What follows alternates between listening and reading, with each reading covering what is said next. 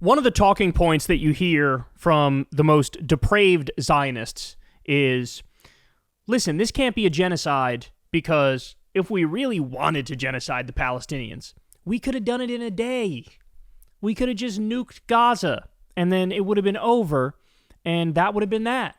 So clearly the fact that we didn't nuke Gaza means this can't be a genocide because we're not trying to kill them all. Now, this is a dumb reason. This is a dumb argument for a number of reasons.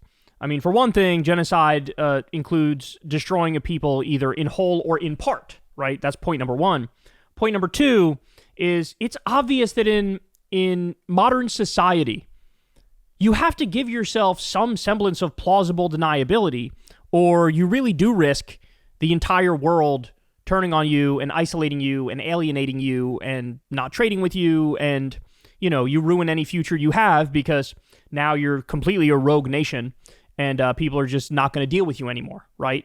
And so there's this whole industry, which is the plausible deniability industry, right?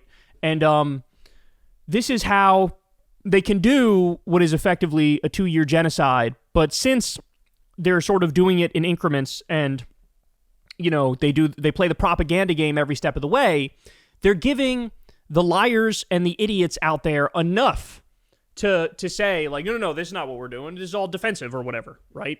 Now, I don't think they're doing a good job at doing this propaganda, but they try the propaganda nonetheless. So, having said all that, there's an amazing article in Haaretz, which gives an overview of exactly how the Israeli government is starving Palestinians in Gaza. And this shows you, you know, how you can do a genocide, but you sort of make it look like, oh no, it's just like a mess and there's bureaucracy and there's red tape and like that's the problem. It's not that we're starving them, it's that we have like too many burdensome government rules and it's preventing the food from getting in there, but we're not like intentionally trying to starve them. No, that's all the cover story, right? That's all the plausible deniability that we were laying out. So let me walk you through it here. The incredible reporting in Haaretz gives an overview of all the obstacles Israel creates to the delivery of aid in Gaza. So here's the first one. Strict registration requirements. Many humanitarian organizations are denied registration or have their applications delayed, especially if any of their staff have criticized Israel or if they refuse to provide lists of Palestinian employees, which can violate their home country's laws. So you could have all these different agencies trying to register to give aid in Gaza, and Israel goes, no, you don't meet our strict requirements, so we're just not going to allow you to give the aid. More.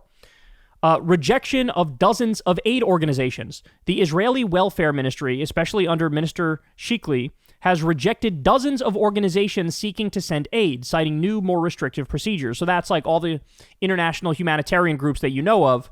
They're still trying to send in aid, and the Israeli government is going, no. Bureaucratic delays and permit issues. Aid convoys face complex and frequently changing bureaucratic processes for approvals, which delay the movement of trucks and increase costs. So again, this is death by a thousand cuts. They're doing it on purpose. They said, oh, yeah, you were approved to send the aid in, to deliver the aid, but that was under the old system. Now we have a new system where you have to bring it in this way, and you're not approved for that new system.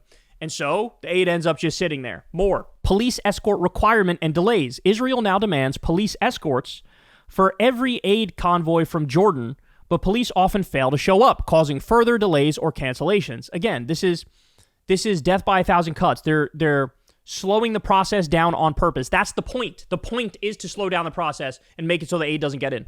Number 5, military delays and logistics at Kerem Shalom crossing. The Israeli military accelerates loading, but then delays trucks for hours at the crossing, limits loading and tying time, and sometimes sends them on dangerous routes. Number 6, limited and unpredictable crossing access. Crossings like Kerem Shalom and Be'eri are often closed on Fridays and Saturdays, and there's no simultaneous passage for aid teams and trucks. Number 7, physical barriers and checkpoints. Additional checkpoints and physical barriers block or slow convoys, often trapping trucks for hours or even days. So they add more barriers, they add more checkpoints. Number 8, restrictions on allowed goods. Israel restricts or bans certain food items. Dates, potatoes, medical supplies, generators, solar panels, and even prefab clinics, often with unclear or shifting justifications. Yeah, so they say, like, for example, we covered this early on in the genocide, but you'd have some of the aid trucks would send in tents so that Palestinians would have a roof over their head, someone to sleep, right? And they would say, we're not allowing in the tents because the tents could be used to make weapons. So now you got to turn the whole truck around. Even though most of the truck could have been food or medicine, they said the fact that it has the tents in it, turn around. You're not going in Gaza at all. Number 9, forcing use of vulnerable routes. The army directs convoys through dangerous, looted routes, sometimes suspected of encouraging theft to show the UN as ineffective. So we talked about that before. I think it was a Haaretz article that laid out Israel pays these jihadist gangs, and the jihadist gangs loot the food on purpose. So Israel wants them to loot the trucks, and then Israel turns around and goes, oh, Hamas stole the food. Meanwhile, it wasn't Hamas. It was this gang paid by Israel to do exactly that. Number 10, no military escort for convoys in Gaza. Convoys aren't accompanied by military or police once inside Gaza, leaving them exposed to looting and attacks by those same groups we just discussed. Number 11, collapse of social order. Israel's attacks on Gaza police and governance have led to chaos, making it even harder to distribute aid safely. Yeah, and people are starving, so now you might actually have a storming crowd of people to a truck the second it gets in there because they're starving. Number 12, crippling UNRWA and humanitarian agencies. Israel has expelled international UNRWA staff, barred them from coordinating with Israeli authorities, and made it nearly impossible for the agency to function. Yeah, and they've replaced it with the GHF, Gaza Humanitarian Foundation, which is just a Mossad op, which is being used for the genocide and the ethnic cleansing. The goal is not actually to feed people. Don't take my word for it. Take the Gaza whistleblower, their word for it, because they're out there saying the exact same thing. By the way, what percentage of aid that is necessary is getting in? Only 14% of the aid that's necessary is getting in. Only 14%. So people are dying. They are starving to death and they are dying. Number 13, targeting the UN Humanitarian Office. The Israeli government has taken steps against OCHA staff, including revoking the visa of the Gaza officer chief, further hampering coordination. Number 14, no time to secure loads. Aid organizations aren't given enough time to safely tie down food on trucks, causing food to spill or be stolen before reaching those in need. Number 15, delays in final distribution. Even after entering Gaza, aid is often stuck at logistics areas near the crossings, with organizations barred from freely collecting and distributing supplies, which limits how much food actually gets to people. Remember that list of obstacles Israel creates the next time someone blames the UN or Hamas for hunger in Gaza. This is an intentional policy of making it seem like Israel is providing aid without actually providing aid. That's right. That's right. So they turn around and they go, oh, it's the red tape and it's the process and there's just issues and there's speed bumps and there's roadblocks. And no, they set this up. Honestly, what it reminds me of is what's called TRAP laws here in the U.S. TRAP stands for Targeted Restriction of Abortion Procedure. And what that meant was, back in the day, you couldn't just ban abortion in these states, right? It was viewed as unconstitutional. So what they would do is, you'd have these Republican states pass laws in the state house, and they would say, we're mandating that the height of the ceilings has to be 17 and a half feet. And they go in and they measure it, and they go, oh, your ceiling is only 15 feet high. By law, it has to be 17 and a half feet high. So we're shutting down your abortion clinic until you can get the ceilings to be 17 and a half feet high, which means they got to redo the whole fucking place. It takes months or years in order to finish it. They don't have the funds, if they could even afford it at all, right? And so what that does is it effectively bans abortion without literally writing on the books, we are banning abortion, right? It's again, death by a thousand cuts. It's find a way to stop the thing that we want to stop without being direct about it, without being straightforward about it. And this is exactly what they're doing here. Find a way to starve the people while making it look like, look, the trucks are all there and they're trying to go through, but you got all these. No, now you know. Now you know. And this dovetails perfectly with coverage that we, like a couple months into the genocide, I remember covering a story exactly like this. I forget who wrote it, but it was the same point.